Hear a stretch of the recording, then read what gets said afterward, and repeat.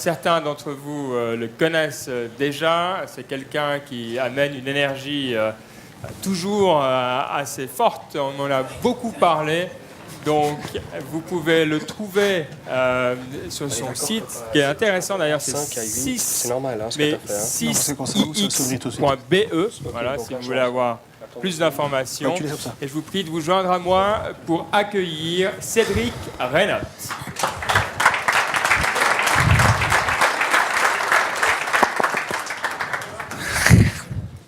Bonjour. S'il y a moyen de fermer les portes. Non, excusez-moi.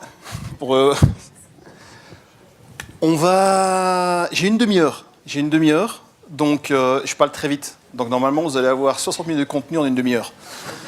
Mais ça va être en français, donc ça va sembler du français, mais c'est du français. J'avais prévu une 60aine de slides sur moi, que je vais bypasser parce qu'il n'y a pas vraiment d'informations. Je devais passer le matin aussi, à la place d'Instagram, qui a eu des problèmes de santé, donc elle a dû repartir. Donc voilà, donc finalement, ça n'a aucun intérêt de prendre un café maintenant, bien que pour certains jeunes, ça peut être le cas. Brièvement, en 2 mots, je vais éviter de passer tous les slides. Je viens du monde digital, du monde de la communication. Je travaille à Bruxelles, c'est au-dessus. Et je baigne dedans depuis pas mal de temps. Ici, ce que je vais vous parler très rapidement, je donne quelques heures de cours également au CREA. Et donc ma famille vit en Suisse, pour des raisons financières. D'accord ? Et je suis le seul à ne pas être de la Suisse. Alors, je vous disais, je ne vais pas parler de tout ça et de moi, etc. Ça n'a pas beaucoup d'intérêt. Aujourd'hui, on va faire une digital thérapie. Alors, je vois certains de mes patients ici, parce qu'il y en a qui l'ont déjà eu. Ça prend 6% de mon activité. Résultat, je travaille réellement. Et donc, c'est des formations que je donne à des agences, à des groupes de communication, marketing, etc. pour avoir un niveau, ce qu'on appelle level up, au niveau de digital. Donc, j'en ai fait une petite pour vous. C'est pas des suppositoires, hein, c'est des trucs à avaler. J'en ai fait une petite pour vous. Pourquoi une digital thérapie ? J'ai 2 petites vidéos que certains ont déjà vues qui expliquent un peu la raison. Donc, voilà la première.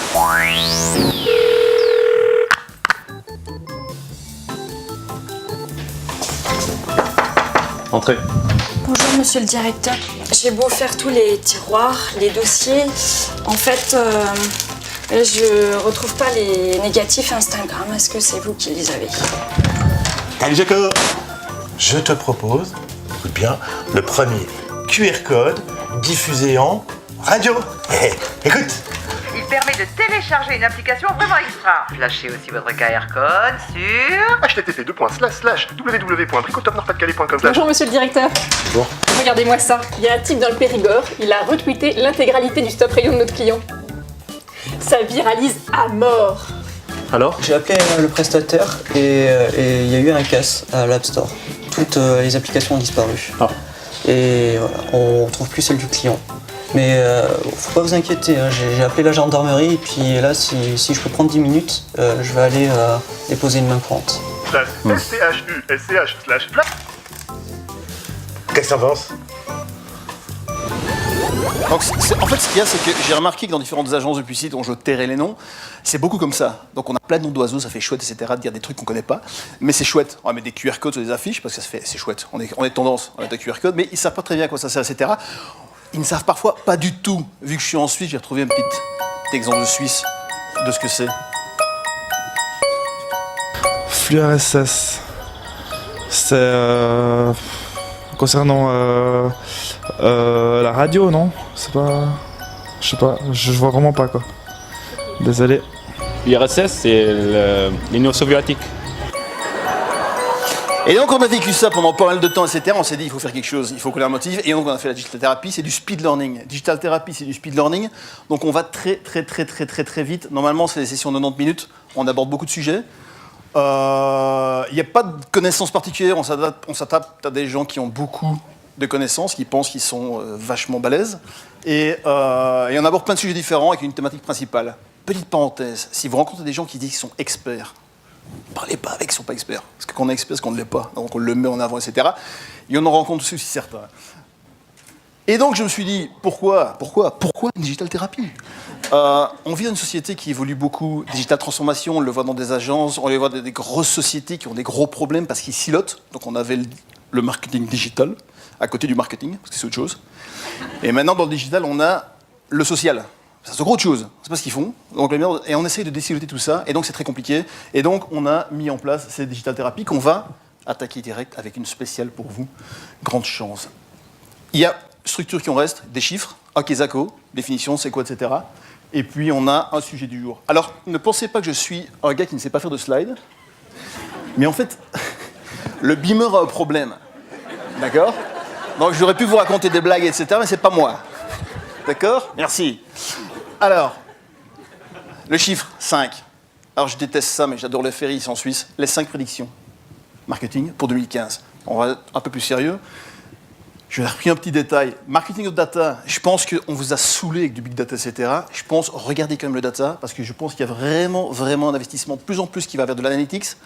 Les groupes investissent, on peut en déduire des choses vraiment intéressantes, travailler sur des choses qu'on peut actionner, parce que c'est vraiment le but du data. Si c'est prendre du data à la pelle, ça n'a pas vraiment de sens. Donc on a du data, et je pense qu'en 2015, il y a pas mal d'évolutions qui vont être faites.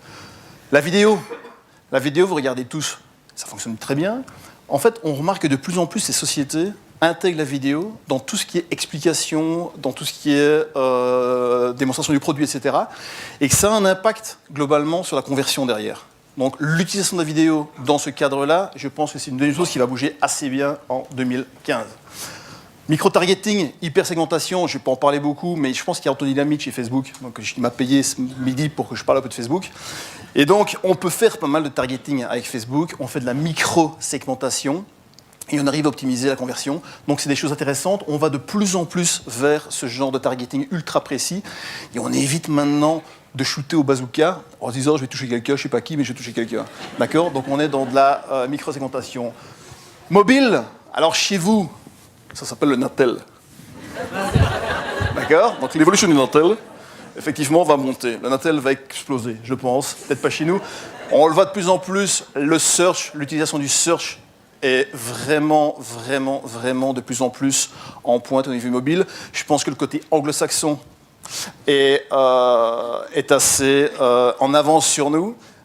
Mais je pense que ça vient beaucoup. Il y a énormément d'utilisation mobile maintenant. Il y a malheureusement des gens qui n'ont toujours pas compris que de faire une publicité qui est touchée par 75% de gens qui sont sur mobile et de la faire sur un site qui n'est pas responsif, ça n'a pas vraiment de sens. Regardez vos analytics, regardez la proportion que vous avez en termes de statistiques qui viennent de mobile et adaptez les choses. Et alors j'ai eu une fois un client qui me disait « mais mon site est en responsif, regardez, il bouge ». Mais quand vous avez des caractères qui font exactement un quart de poil de zizi de mouche, ça ne veut rien dire derrière. Donc attention, responsif par rapport à l'adaptatif, c'est deux choses différentes. Les dernières choses, l'augmentation des dépenses au niveau digital, ça augmente chaque année de plus ou moins de 10%. On voit pour l'instant que même le coût du CPC, je prends les Facebook Ads, qui est un peu tendance pour l'instant, merci Anthony, ça augmente. Donc le coût augmente régulièrement. Il y a une croissance vraiment de l'usage du mobile, des ads au niveau du digital. Quand c'est bien fait, ça fonctionne assez bien, mais on voit que la prise de marché prend de plus en plus de place derrière. C'est 5, j'aurais pu en faire 27. De prédiction, mais je pense que c'est 5 choses qu'il faut vraiment suivre. Je pense que la plus intéressante, parce que c'est lié à ce qu'on appelle le hyper-segmentation avec le data, l'analyse des data, pour arriver à cibler et à retoucher en temps réel des choses et des personnes, etc., pour augmenter la conversion, c'est ce qui est peut-être le plus important. Vous suivez toujours? Eugène, il ne dort plus, ça va. Alors, j'ai un Kezako. Donc chaque fois que je fais une digital thérapie, j'ai un Kezako, une définition, quelque chose qui vous rend plus fort après, vous dites je connais quelque chose. Donc le soir, vous pouvez parler de ça. Gros hacking. Quelqu'un a déjà entendu parler de ce que c'est? Gros hacking, gros hacker? Personne? Merci. Beaucoup. Une. Personne? Toujours pas? Des lunettes? Non? Alors, ce qu'on appelle du gross hacking, j'aurais pu vous mettre une définition de Wikipédia, mais ça aurait été stupide. D'accord? J'aurais pu voilà, définition de Wikipédia, pas vraiment d'intérêt. J'aurais pu également aller sur Quora, chercher une autre définition, vous faire lire le bazar. Moins intéressant, je vous le ferai vous-même, d'accord? Parce que j'en vois certains qui pianotent déjà avec le petit doigt. Mais vous pouvez le faire vous-même. L'idée du gros hacking, je pensais prendre un exemple simple qui remonte autour des dinosaures. Et vous allez mieux comprendre. Tout le monde connaît cette phrase. PS I love you, get your free email at qui? J'aurais dû passer le matin quand même, moi. Gmail. Gmail, vous connaissez les deux gaillards ici en 96, qui globalement étaient un peu sur les nerfs en pensant que leur boss allait voir leurs emails, et ils ont monté une plateforme web, super sympa, etc. Et c'est Hotmail qui était né à cette époque-là. Ils ont monté le bazar, ils ont reçu 300 000 € d'investisseurs pour monter Hotmail. 300 000 $, excusez-moi. Et le début n'était pas vraiment ce qu'on pense. D'accord ? Il y avait leur grand-mère, leur hamster et leurs voisins. C'était globalement les personnes qui avaient une adresse Hotmail. Ça ne marchait pas des masses. Ils avaient des plans. Hein. On va faire de la radio, on va faire de l'affichage, de la TV, du cinéma. Et ça va cartonner. Et alors, il y a un investisseur chez eux qui s'appelait Timothy Drappers, qui avait une meilleure idée. Et qui leur a dit, pourquoi est-ce qu'on ne mettrait pas simplement à la fin de chaque email cette petite phrase qui, globalement, va faire effet boule de neige. Et en quelques temps, pas énormément, on a vu une croissance qui est montée de façon exponentielle au niveau des chiffres. Après, il les avait un peu tornades, ça aide aussi. Et qu'il a envoyé un email, hop, et on est parti sur le délire. Et donc, on a une croissance exponentielle au niveau de Hotmail avec 12 millions d'utilisateurs. À l'époque, on avait 70 millions de personnes sur Internet, donc c'était quand même pas mal, c'était quand même sympa, d'accord ?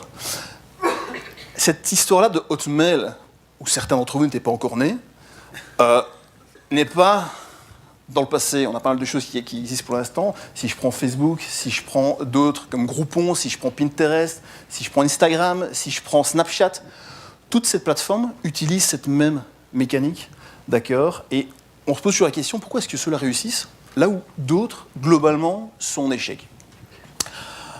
La plupart des startups, globalement, elles ont le même problème. D'accord ? Vous construisez quelque chose, que vous êtes super content, mais que personne n'utilise. D'accord ? C'est plus ou moins, dans 90% du cas, c'est ça. D'accord ? Donc, imaginez que vous avez une super idée. D'accord ? Vous pensez que c'est une super idée. Mais c'est peut-être une super idée.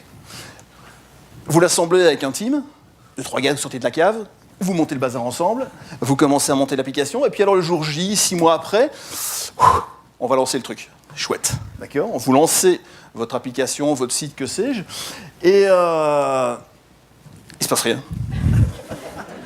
Et vous êtes tout seul, tout nu, qu'est-ce que je fais ?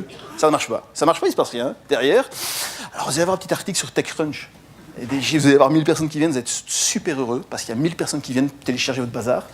Et mais après, les autres, ils vont arrêter. De toute façon, ils vont arrêter parce qu'ils ne vont plus utiliser, parce qu'ils voient, ils avaient un article, etc. C'était gratos en plus. Donc, ils ont téléchargé. C'est ce qui se passe plus ou moins. Et donc, vous n'êtes pas du tout sur ça. Et vous dites, mais je ne comprends pas. C'est la même idée. Et j'arrive pas à faire la même chose. Alors, qu'est-ce que vous allez faire ? Alors, globalement, vous vous trouvez là. C'est triste. C'est pas possible ce que je vais faire, etc. Alors, vous pouvez commencer à faire des nouvelles fonctionnalités, etc. En disant, on va redévelopper autre chose derrière. Vous êtes mort. Vous êtes mort parce que ça ne sert à rien de développer des trucs, puis personne n'utilise. Donc, il ne faut pas rentrer dans ce système-là, parce que c'est ce que vous allez faire. Ce qu'il faut, c'est que, en fait, vous ne savez pas pourquoi ça ne marche pas. C'est surtout ça la vraie raison, c'est que vous ne savez absolument pas pourquoi ça ne marche pas. Growth hackers, merci, c'est de là que ça vient. Donc, qu'est-ce que c'est que ce qu'on appelle le growth hacking ? Le growth hacking, ça vous permet de partir sur la terre promise qui se trouve là-bas. D'accord ? De là à là. Quelques étapes à faire, quelques étapes à franchir. C'est tout ce qui est du growth hacking. Et regardez, quand vous serez rentré chez vous ce soir et que vous vous réveillez en sueur la nuit en disant « growth hacking, c'était quoi encore ?» et que vous regardez, il y a plein de jobs maintenant avec des gens qui se mettent comme growth hacker, comme profession, et ça peut être très sympa pour vous. Growth hacking, globalement, c'est pas mal de tactiques qu'on va mettre en place qui a toujours à voir avec la croissance. D'accord ? On essaie simplement d'avoir une croissance sur n'importe quel type de produit au niveau d'utilisateur, etc. Comment est-ce que je peux avoir d'autres utilisateurs ? Comment est-ce que je peux les rendre plus actifs ? Ça, c'est du growth hacking. Globalement, vous avez le viral, la croissance virale. On va mettre notre spot sur YouTube et ça va marcher, je suis certain. Ce qui est faux, d'accord ? Globalement, ça ne marche pas. Puisque si vous n'avez pas de l'argent à mettre dedans, une vidéo qui n'est vue que par 4 personnes ne serait pas partagée par 2 millions. C'est mathématique. OK ? Donc, vous avez les technologies derrière, où là, on descend dans plutôt les domaines de maîtrise de growth hackers, qui va toucher à tout ce genre de mécanique derrière. Globalement, la majorité des sociétés ici présentes vont, sauf certaines, vont avoir un focus sur 3 chiffres, le trafic, les utilisateurs et les revenus. D'accord ? Certains plus le revenu, mais normalement, vous avez ces 3 chiffres-là. Le gros souci qu'on se passe, c'est qu'il y a des étapes derrière. Et les métriques, non utilisateurs, l'utilisation, c'est pas vraiment valorisant. Ce qui est super intéressant, c'est ce qui se passe au milieu. C'est qu'est-ce qui se passe entre les deux. Comment est-ce que les utilisateurs deviennent actifs et comment est-ce que je génère du cash derrière. C'est ça qui est super intéressant et super sexy. L'idée, c'est d'avoir un map-out de l'utilisateur dans le produit, ce qu'on appelle un life cycle dans le produit, de regarder comment l'utilisateur navigue et comment l'utilisateur évolue. Ça va, vous suivez toujours? Quand je vais trop vite, vous levez la main. Globalement, c'est le système de lead marketing où on va de l'acquisition, activation, rétention, revenu, d'accord, avec le système de référal derrière. C'est le modèle de base sur lequel on va essayer de construire des choses et qu'on va mettre en avant et qu'on va maximiser. Globalement, l'acquisition, c'est les technologies classiques où vous allez essayer d'avoir le plus de personnes qui viennent sur votre site, d'accord. Vous tombez dans l'activation, c'est comment faire que ces gens-là signent, vous donnent leur adresse email, engagent avec vous, etc. Et vous tombez dans la rétention, c'est comment faire pour qu'ils reviennent le lendemain et qu'ils ne se barrent pas en courant après en disant c'est affreux ce que j'ai vécu là-bas. D'accord? C'est le phénomène derrière qu'on a. Le revenu, c'est quand même bien si on peut en faire un petit peu. Vous allez retirer du cash quand même de leur d'utilisation des data que vous faites ou en leur vendant des choses qu'ils n'ont absolument pas besoin mais ils seront contents de l'acheter. Tout l'art du commercial, vendre quelque chose dont quelqu'un n'a pas besoin et il en redemande derrière. C'est le système de revenu. Et on a un système de référal entre la rétention et l'activation. D'accord? Globalement, un growth hackers va se focaliser sur ces schémas-là et maximiser les choses. Prenons l'exemple de Quora. Qui connaît Quora? Yes. Alors, prenons l'exemple de Quora. Vous avez vu un article dans Quora, d'accord, que vos amis a posté, etc., en Quora. Vous allez le lire derrière, on est dans la phase d'acquisition. Après avoir lu la page, vous décidez, c'est quand même chouette le bazar. Je vais me créer un compte. Activation, on est dedans, exactement ici dedans. Quelques jours après, vous allez recevoir un email de Quora en vous disant, vous savez, le truc que vous avez lu, j'ai d'autres sujets intéressants, avec des questions qui étaient posées sur ce sujet-là. Vous allez revenir sur le site, relire les choses, et Quora va vous donner d'autres sujets qui ont la même notion sur le même domaine, etc. Vous allez pouvoir rentrer dedans et relire les choses. Vous allez bien entendu partager un article sur la question « Qu'est-ce qu'un growth hackers ?» Vous allez partager ça en disant « J'ai trouvé la réponse sur Quora ce soir » et vous participez au référal. Actuellement, il n'y a pas de revenu au niveau de Quora, donc on bypass cette étape-là. Ça, ils ont travaillé pour avoir ce schéma-là et pour amplifier ce schéma-là. C'est le travail du growth hackers. Chaque étape, c'est un état de l'utilisateur. À chaque étape, globalement, le job du growth hacker, c'est de se dire comment est-ce que je fais passer un client d'un état à un autre. D'accord? Je crée un compte, je vais le revenir, je vais réutiliser le site, je vais relire les choses, etc. C'est le travail du growth hacker. On va devoir mesurer, entre guillemets, chaque conversion à chaque étape. Activation, d'accord, acquisition, activation, rétention et revenu. On va mesurer chacun des éléments et on va essayer de maximiser les choses. Il y a plein de tools qui existent, qui se métriquent, etc. Il y a des trucs un peu plus plug and play. Vous pouvez mesurer globalement l'échelonnage de ces différentes étapes. Il y en a plusieurs. Je pense que les slides vous seront donnés, donc vous aurez des choses intéressantes derrière. Au début, vous êtes déçus. Hein. Parce que vous avez plein de gens qui viennent, l'article TechCrunch, mais il n'y a personne qui achète, il n'y a personne qui prend. Donc au début, vous êtes un petit peu déçus. Et après, ça va s'améliorer. Vous donnez fort derrière. Premier focus, on va avoir un focus ici. Se dire, comment est-ce que je peux faire augmenter ce chiffre-là? J'ai plein de schtroumpfs qui viennent sur ma page, mais je n'ai aucun qui télécharge le bazar ou qui me donne leur adresse email, etc. Comment est-ce que je peux maximiser les choses? C'est ce qu'on va avoir, le premier focus derrière. Après, on va augmenter l'acquisition et on va avoir un focus sur chacune des étapes intermédiaires. C'est ça son job, d'accord? Bien entendu, ça ne sert strictement à rien d'avoir un focus sur l'acquisition si votre acquisition rate est de 1%. D'accord? Votre acquisition rate est de 1%, ça ne sert strictement à rien. Parce que si en fait, vous dépensez un énergie de dingue, alors que votre ratio est de 1%, ça n'a pas d'intérêt. Donc on se focalise sur le ratio derrière. Comment augmenter ce 1% et faire qu'il passe à 2, 3, 4, 5, 6, 7. C'est globalement le job du Growth Hackers. Ils ont développé pas mal de techniques. Alors vous allez tous me dire, j'en utilise plein moi, tant mieux. Mais globalement, c'est arriver à maximiser ce que vous faites au niveau digital pour augmenter votre rétention, vos chiffres, votre revenu, avec des mécaniques qui sont beaucoup plus loin que les mécaniques traditionnelles, radio, presse, TV, campagne bannering, etc. On est dans des choses qui sont intégrées directement au produit. Landing page, je vois un peu plus derrière, de l'onboarding, bien entendu, ils le font toujours. Donner l'email, remarquez, toujours l'email à vous donner, parce que je vais vous relancer derrière, il y a une mécanique qui s'installe derrière. Tout ce qui est incentive, etc., etc. Le Grow Marketers, ce gros hacker, il va se trouver entre guillemets entre les deux. C'est un mix de marketing et de développeur. Il connaît quand même bien l'environnement technique, il sait ce qu'on peut y faire, il sait comment activer les choses, il sait comment optimiser les choses, l'usage du data, d'accord ? Tombez pas dans l'extrême inverse où je vous bombarde derrière d'emails et de brawl inintéressants.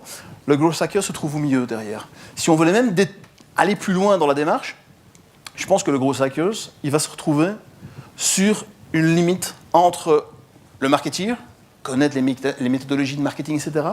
Le développeur, connaître techniquement tout ce qui est possible de faire. Comment est-ce que je peux relancer les gens? Comment je peux les activer derrière? Comment est-ce que je peux automatiser le process pour ne pas lasser, mais encourager? Et bien entendu, le data analyst. Parce que ça, vous l'avez dans les datas. Vous l'avez dans toutes les datas. Growth hackers. En plus, les gens du marketing adorent les titres. Regardez le nombre de titres qui existent, etc. Demain, vous pouvez postuler, créer votre job, devenir un growth hacker. Ça peut être intéressant. Voilà, c'est la définition du growth hacking. Growth hacker, c'est vraiment une culture de l'autodidacte. Il y a beaucoup de gens qui apprennent des choses. C'est des gens, en fait, qui comprennent le data. Ils savent exactement interpréter les data. Et bien entendu, c'est une passion d'expérimentation. On va expérimenter les choses, on va tester les choses, on va voir que ça fonctionne. Et le gros avantage, c'est que le data, ça vous permet le matin de vous connecter et voir « yes, ça marche ». Et hop, hop, hop, hop, vous avez les chiffres qui montent derrière. C'est assez excitant. Après, c'est beaucoup. On est quand même dans la passion. Donc, si vous n'avez pas de passion, et si vous venez à 9h et partir à 5h, c'est un peu compliqué parce qu'il faut un petit peu lire derrière et se prendre la tête puisqu'il n'y a rien à documenter. Donc, on va tester des choses, etc. Mais c'est quelque chose de passionnant parce que vous arrivez, entre guillemets, dans le produit lui-même, à intégrer une dimension d'activation à l'intérieur des process. C'est growth hacking, le fameux Kesako. Les valeurs, elles sont simples. On est vraiment pour le résultat. On ne fait pas de l'awareness, etc., etc. On est dans le résultat. C'est plus ou moins scientifique. On n'est pas en disant « je pense que ça va marcher ». D'accord ? On est quand même dans quelque chose de plus correct derrière. C'est pas du tirage de bazooka à 360 degrés en disant « ça a marché, ça va super marcher, regarde, je suis sûr que j'ai touché tout le monde ». Donc on a quand même des techniques qui sont très pointues sur ce que vous voulez faire. On inclut tout le monde. C'est pas juste pour les superstars de l'online, les influenceurs, etc. On va inclure tout le monde, on va toucher tout le monde et on va avoir le même rapport avec les gens dans ces mécaniques-là. Et bien entendu, c'est pas un quick fix. C'est quelque chose qui reste dans le temps et qui va durer et qui va s'amplifier et qui va augmenter derrière. C'est vraiment les valeurs dans lesquelles on essaie de rester. Chouette, il me reste encore du temps. Alors, je donne toujours des tools majoritairement gratos dans les Digital Therapy. Alors là, c'est une version condensée, un Digital Therapy, mais super rétrécie. Les tools, j'en ai 3 à vous donner, qui sont gratuits. Donc, amusez-vous demain avec. Je pense que ça peut vous servir pour regarder la concurrence, pour regarder la page de votre beau-frère en vacances, etc. Mais il y a plein de tools intéressants pour mesurer des choses. Créa Digital Day. Alors, les tools que je vous donne fonctionnent, en ce qui me concerne, sur Chrome. D'accord ? Si vous utilisez Internet Explorer, ne revenez plus. D'accord ? C'est pas pour vous ici. C'était l'autre salle au-dessus. La conférence sur les vaches de nain, n'utilisez pas Internet Explorer. Donc, là, c'est du Chrome. Alors, il y a une petite icône, vous voyez, j'en ai plein derrière, des petites icônes. Il y en a une qui est assez sympa, pour ceux qui ne connaissent pas, qui est celle-ci. Déjà vu pour certains? Certains l'utilisent déjà, j'espère. Ça s'appelle Social Analytics. C'est une extension Chrome qui s'installe. C'est une extension Chrome qui s'installe. Et en fait, sur n'importe quelle page sur laquelle vous allez, c'est au tout début du lancement de la page de Créa Digital Day, je suis désolé. Et en fait, sur n'importe quelle page, ça vous donne exactement le partage social de cette page-là. Combien de personnes ont fait un share sur Twitter, sur LinkedIn, sur Pinterest, etc. Et sur n'importe quelle page de campagne, d'action, où que vous allez, vous recevez en temps réel l'information derrière. C'est sympa, pour aller un peu sniffer sur le concurrent, etc. Ça reste toujours sympathique. Deuxième petit, que vous avez vu derrière, il y en a 18. 18 sur Créa Digital Day. C'est les sniffers, d'accord, les petits mouchards. En fait, ça s'appelle Ghost Stories. C'est très sympa à mettre. Ça vous donne simplement, globalement, le nombre de sniffers qui vous traquent derrière. Ça permet de voir si votre client Analytics est installé. Ça vous permet de voir quels sont les trackers qui vous suivent derrière. Allez sur les sites de groupes de presse et vous montez à 118 mouchards. Donc ça, c'est impressionnant. Ça reste sympa, du moins ça vous donne une dimension intéressante. J'ai un troisième petit tool, puisqu'il me reste 5 minutes. Merci. J'ai un troisième petit tool assez sympathique, et pour ça, je vais vous laisser une petite vidéo que j'avais faite, totalement stupide, mais qui permet de... c'était pour les vœux 2011. Je me dis, ça peut servir pour certains. Investissement minimum.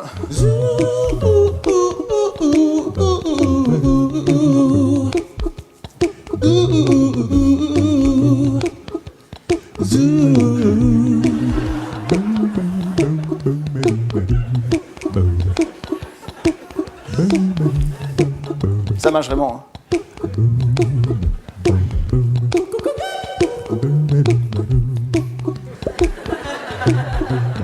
Alors, hormis qu'elle pense vraiment que je suis bizarre, il y a une petite extension Chrome que vous pouvez installer dès ce soir et qui va sur n'importe quelle vidéo YouTube que vous regardez, vous donner ce petit tableau derrière. Ça s'appelle vidIQ.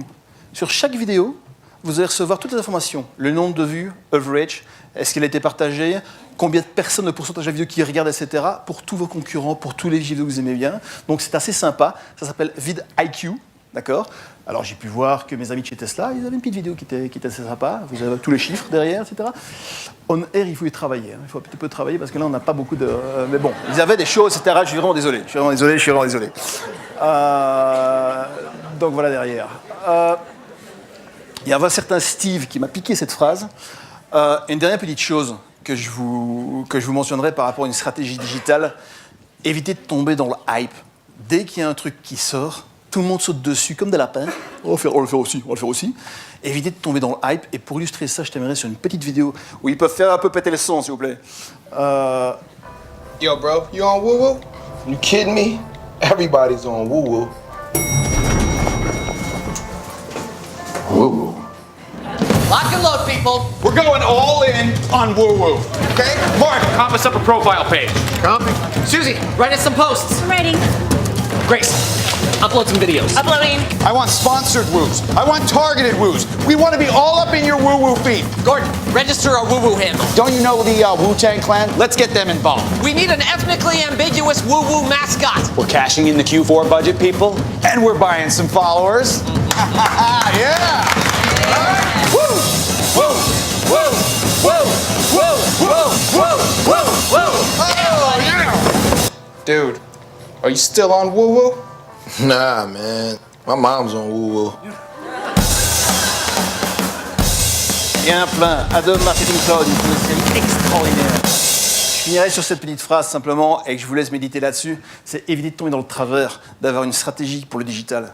Ayez une stratégie pour le business global et intégrez le digital dedans. Mais ne faites pas le travail inverse. C'est là-dessus que je vous laisserai et que je laisserai mon ami Eugène redormir.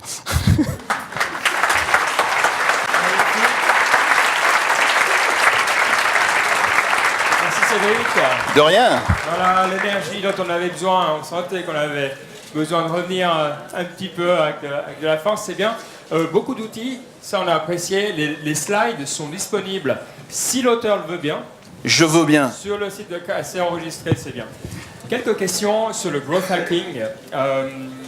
C'est vrai que il y a quand même la vision dans le growth hacking de zone grise. Typiquement Airbnb qui allait voler un petit peu des années, voilà, chez Craigslist.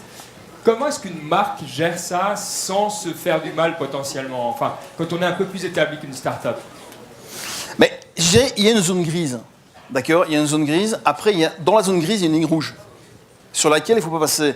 Je vous montre un petit exemple. On me disait toujours ça. Je peux plier la plage? Je peux plier? Pour t'expliquer le bazar. Alors ça, on expliquait ça quand on veut faire du viral. D'accord? Là, c'est ce qui est totalement illégal. Ça, c'est ce qui est légal. OK? Alors vous avez les grosses marques, pour être tout à fait correct, qui vont faire une campagne virale ici. D'accord? On va mettre nos spots TV sur YouTube. Ça marche pas. Il y en a d'autres qui font une campagne, et c'est un peu la même chose pour le gros hacking, qui vont se mettre là.